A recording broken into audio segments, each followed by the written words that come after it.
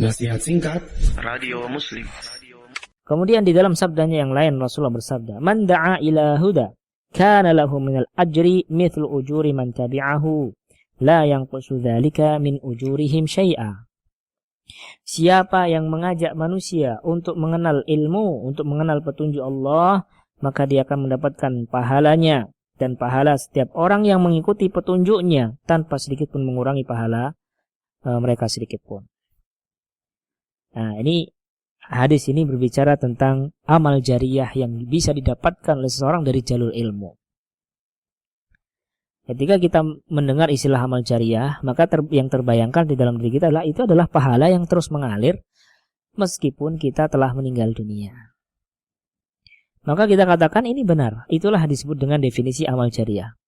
Tapi ibadah-ibadah yang berpotensi berpotensi membuka keran pahala jariyah itu bertingkat-tingkat.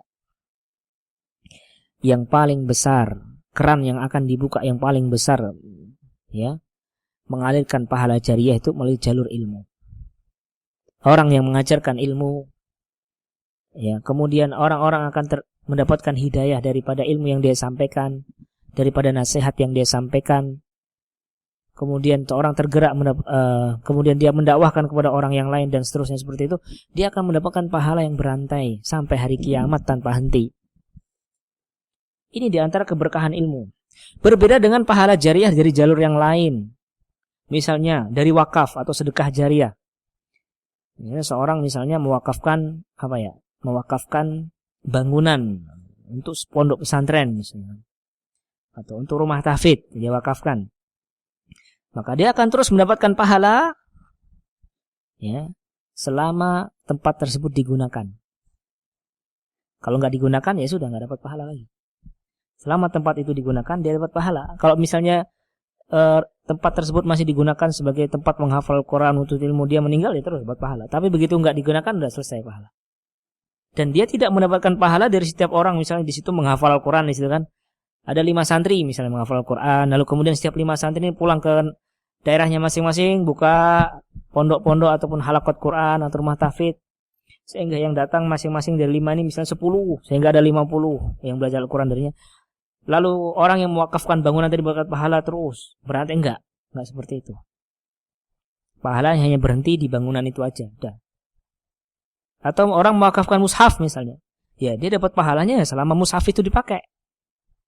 Ya, selama mushaf itu dibaca oleh orang yang membaca. Kalau mushaf itu tidak digunakan, ya sudah, dia nggak dapat pahala. Dan tidak kemudian nanti orang yang baca mushaf dari yang dia wakafkan itu, yang dia hadiahkan, berarti kemudian dia bisa baca Quran, lalu kemudian dia ajarkan Quran ke orang lain, dia dapat pahala. Enggak. Pahala ajarnya berhenti di mushafnya itu. Berbeda dengan ilmu. Nah, ini yang sering salah paham ya. Kalau pahala jariyah dari jalur ilmu, nah ini luar biasa.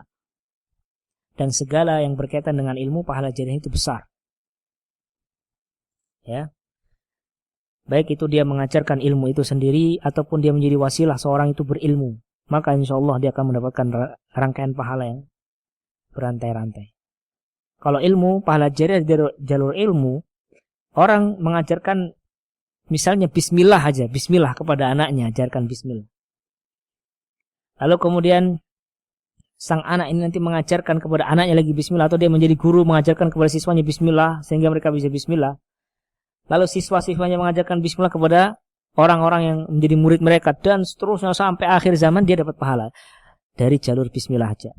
Dari satu ilmu yang diajarkan dia bismillah. Gimana Al-Fatihahnya? Makanya kalau ini pesan bagi para orang tua, jangan sampai anak kita itu bisa bismillah, bisa la ilaha illallah, bisa alhamdulillahirabbil alamin, arrahmanirrahim, maliki yaumiddin, bisa sholat kecuali melalui tangan kita.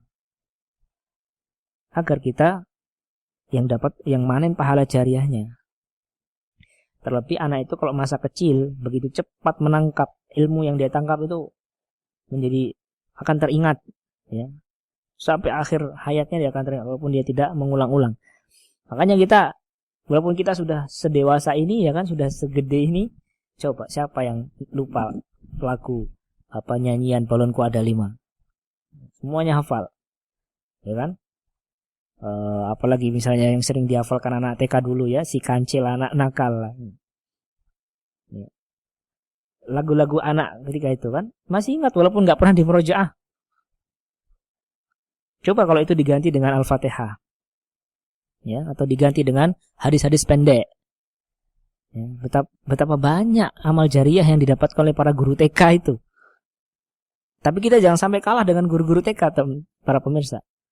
Kita jadikan target, anakku harus bisa sholat melalui tanganku.